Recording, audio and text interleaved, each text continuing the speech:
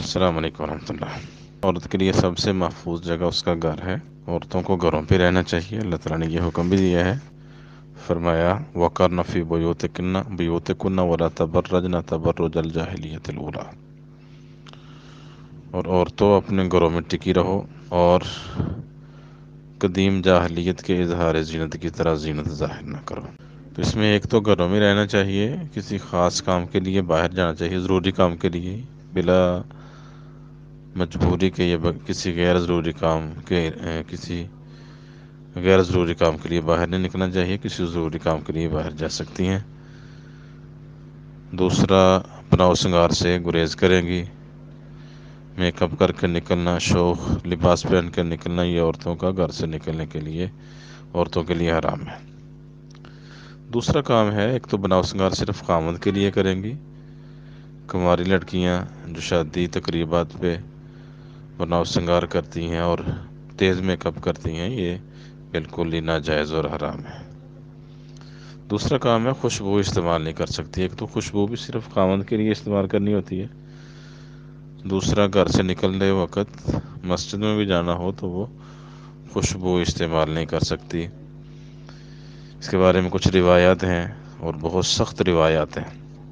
پہلی روایت ہے مسند احمد چوتھی جلد 413، سنن نبی داود 4173، جامع ترمذی 2784 اور سنن نسائی میں 5129 نمبر روایت ہے۔ سند اس کی حسن ہے، تمام راوی ثقہ ہیں سوائے ثابت بن عمارہ کے، وہ حسن درجے کا راوی ہے۔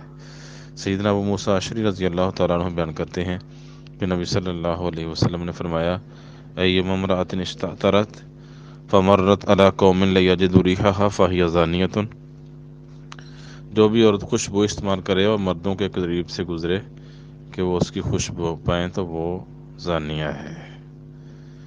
اس نے اس میں مفت کا وہ زنا کی گناہ حاصل کر رہی ہے اور اس کو سزا بھی اسی طرح کی ملے گی اور اس کے احکام بھی ایسے ہو جائیں گے۔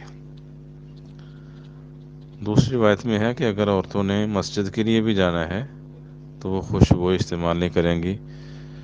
سنن ابی داود میں 565، مسند ابی یعلا میں 5915، صحیح ابن خزیمہ میں 1679 نمبر روایت ہے۔ سیدنا ابو ہریرہ رضی اللہ تعالیٰ عنہ بیان کرتے ہیں کہ رسول اللہ صلی اللہ علیہ وسلم نے فرمایا لا تمنعوا اماء اللہ مساجد اللہ، اللہ کی بندیوں کو مسجدوں سے نہ روکو، اگر مسجد میں جا کے وہ جمعہ پڑھنا چاہتی ہیں، نماز پڑھنا چاہتی ہیں تو انہیں جانے دیں۔ وَلَكِنْ يَخْرُجْنَ وَهُنَّ طَافِلَاتٌ، لیکن وہ مسجد کی طرف جائیں تو خوشبو استعمال نہ کریں، بغیر خوشبو کے جائیں گی۔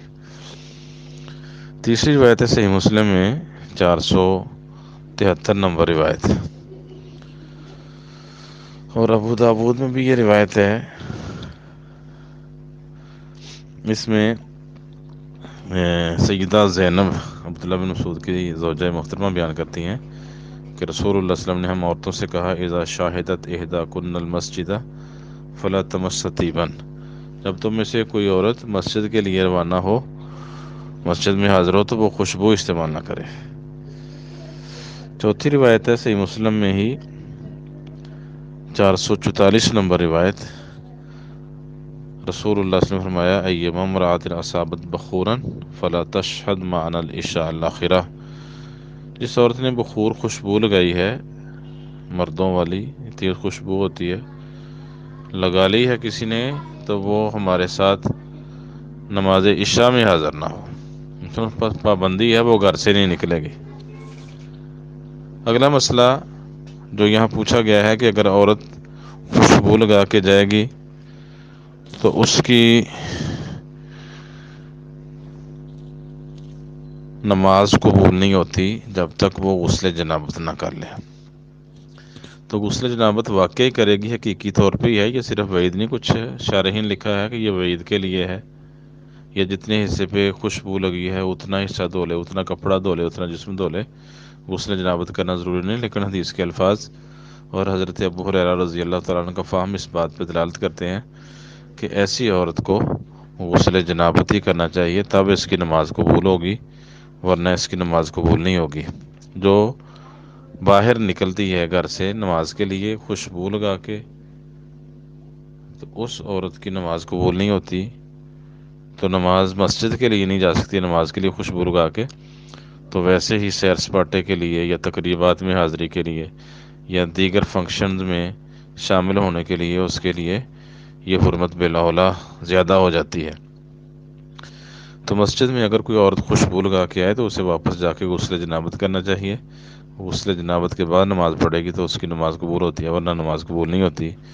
اس بارے میں کچھ روایتیں ہیں ابو داود اور دیگر کتابوں میں، وہ تو سندیں ان پہ کلام ہے، لیکن سنن بہقی میں 5376 نمبر روایت ہے، سند اس کی حسن ہے۔ اس میں تیسری جلد 133 نمبر صفحہ اور حدیث نمبر 1376 ہے۔ اس میں ابو الحارث عبید بن ابی عبید المدنی حسن درجے کے راوی ہیں، بیان کرتے ہیں کہ میں ابو ہریرہ رضی اللہ تعالیٰ عنہ کے ساتھ مسجد کے لیے روانہ ہوا نماز چاشت کے وقت، فلاقیتنا امرأۃ بہا من العطر شیء، ہمیں ایک عورت ملی جس کے جسم پہ عطر وغیرہ کچھ لگا ہوا تھا۔ لم اجد بانفی مثلہ، تو اتنی پیاری خوشبو کہتے اسے پہلے میرے ناک نے نہیں سونگھی تھی۔ تو ابو ہریرہ نے اسے سلام کہا اور اس نے سلام کا جواب دیا۔ اس نے ابو ہریرہ نے پوچھا فائنہ تریدنی، بی بی کہاں جا رہی ہو؟ قالت المسجد، اس نے کہا مسجد جا رہی ہوں۔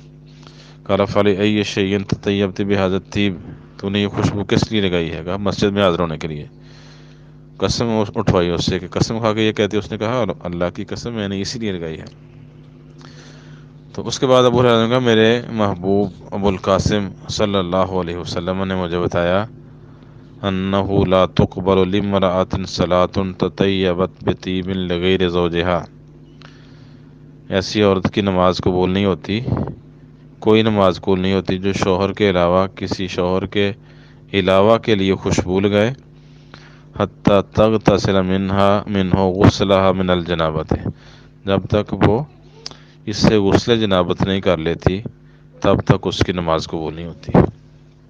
تو یہاں صرف مسجد میں آنے کا ذکر نہیں، جو عورت خاوند کے علاوہ خوشبو استعمال کر لگاتی ہے، مطلب خاوند کے علاوہ عورت شادی شدہ ہو یا غیر شادی شدہ، اسے خوشبو لگانی نہیں چاہیے، صرف خاوند کے لیے بناؤ سنگار کر سکتی ہے۔ تو ایسی عورتیں جو خاوند کے علاوہ خوشبو لگاتی ہیں ان کی نماز ہی قبول نہیں ہوتی، کہا ان کی نماز قبول نہیں ہوتی جب تک غسل جنابت نہیں کر لے گی۔ پھر ابو ہریرہ نے اس عورت کو حکم دیا، کہا فاذهبی فاغتسلی منہ، جا اس وجہ سے تجھے خوشبو لگائی ہے غسل کر، ثم ارجعی فصلی، پھر واپس آ کے نماز پڑھ۔ تو حدیث یہ واضح دلیل ہے کہ ایسی عورتیں جو شوہر کے علاوہ خوشبو استعمال کرتی ہیں وہ مسجد میں آتی ہوں، مسجد کے علاوہ آتی ہوں، بلکہ گھر میں ہی خاوند کے علاوہ خوشبو استعمال کرتی ہیں کسی اور کے لیے یا ویسے ہی اپنے شوق کے لیے، تو انہیں غسل جنابت کر کے نماز پڑھنی چاہیے، ورنہ ان کی نماز نہیں ہوتی۔ تو یہ روایت حسن درجے کی ہے۔ اس میں عبد الرحمن بن حارث بن ابی عبید بھی حسن درجے کے راوی ہیں، اور ان کے والد ابو حارث عبید بن ابی عبید یہ صدوق حسن درجے کے راوی ہیں۔